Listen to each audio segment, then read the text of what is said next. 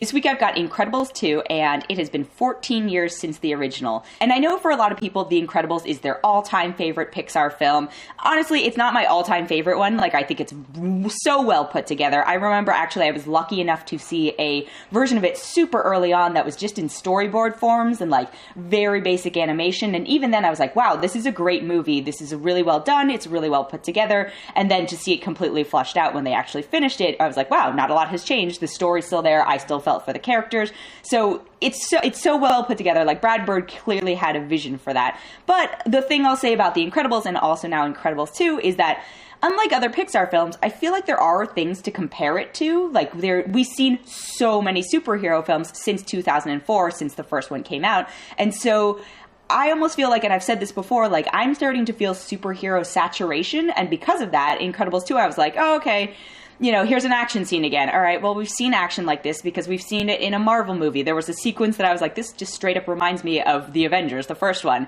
You know, we've seen this in DC films. We kind of know some of the tropes that go with it, and we kind of know what to expect from a superhero movie. And, you know, it's not their fault that a million superhero movies have come out in between, but it was something to possibly take into consideration, and there's only so much you can do within that kind of realm to innovate.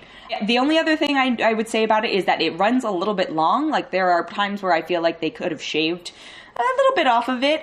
You know, I think in part because now we are trained to watch superhero movies in a certain way, and there's only so many surprises and, you know, et cetera you can pull. The voice cast, though, was great. You know, everyone's back. It's Brad Bird as Edna Mode, who also directed. Samuel L. Jackson as Frozone. Holly Hunter's Elastigirl. Craig T. Nelson's Mr. Incredible. Sarah Vowell's back as Violet Parr, or just Violet. They're joined this time by Catherine Keener and Bob Odenkirk. I love that there's a little bit of a Breaking Bad, Better Call Saul reunion actually happening, because Jonathan Banks plays Rick Dicker, who was in the first one. Isabella Rossellini's in it. You know, it's a great voice cast. I think they all match very well. No complaints about the voice cast. I will say, so I am guilty of also not having watched The Incredibles in a very long time, and I found that I was able to jump right back into it. I've seen it twice already, and the second time I saw it, a friend of mine was kind of explaining to my sister who was with me, you know, here's what you needed to know, and I was like, I didn't remember any of that before going into it the first time I saw it, and I was fine. So it'll be fine. If you've seen the first one, you don't necessarily need to rewatch it before this, but I'm sure it'd be fun too. But, you know, if you're seeing this for the first time and not having seen The Incredibles, it might be a little strange. But again, in a good sense, superhero movies have also trained us to just kind of pick up where we go. Like, you understand their family, you understand their superheroes. Great. I want to give a shout out to the short beforehand. It's called Bow, and I thought it was super adorable. It's also the first Pixar short directed by a woman, and an Asian woman. So shout out there. It's very cute. I don't even know how to explain it. It's about a woman and her dumpling baby. There's more to it, I think, than that, but it's definitely worth watching, and you don't really have a choice if you're going to go see Incredibles 2, but I very much enjoyed it.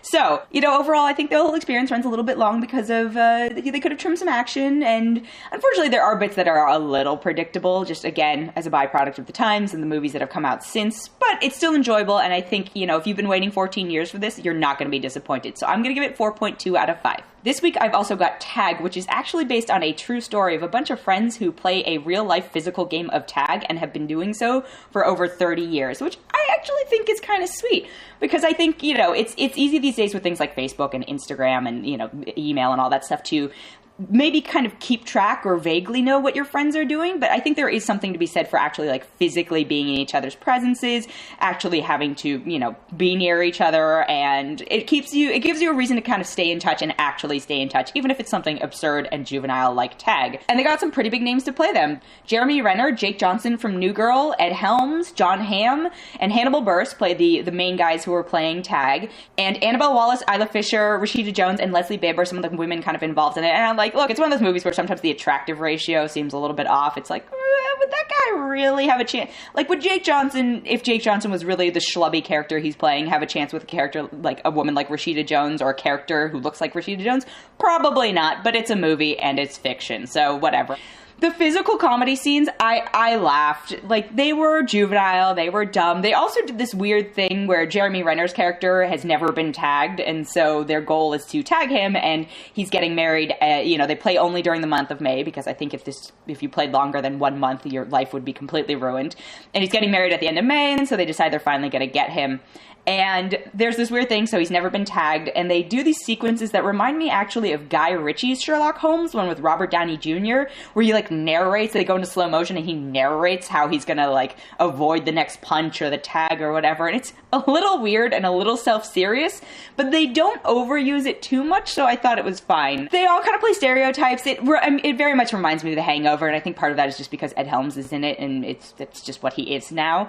It's fun to see Jon Hamm doing physical comedy like that. I thought was very amusing. You know, you're so used to seeing him as Don Draper from Mad Men. You know, I think he has a comedic side. He's great in Bridesmaids. Isla Fisher, I like Isla Fisher, but the character they had her play was just so over the top, and she plays Ed Helms' wife, and she really wants to she gets into the game, but she's not officially a part of the game. And I was just like, okay, this is one of those points where we could tone it down a bit. Like, it was almost distracting. And this film absolutely fails the Bechdel test. None of the women talk about anything but this game of tag, which I will say is essentially talking about the men, which is disappointing because I think there are ways to kind of integrate it more. And you've got some very funny women in this, but I guess that's not the audience they're going for. But hopefully, I hope someday we'll have parody in terms of comedy like that. But, you know, I laughed. I had a good time. I went in with low expectations.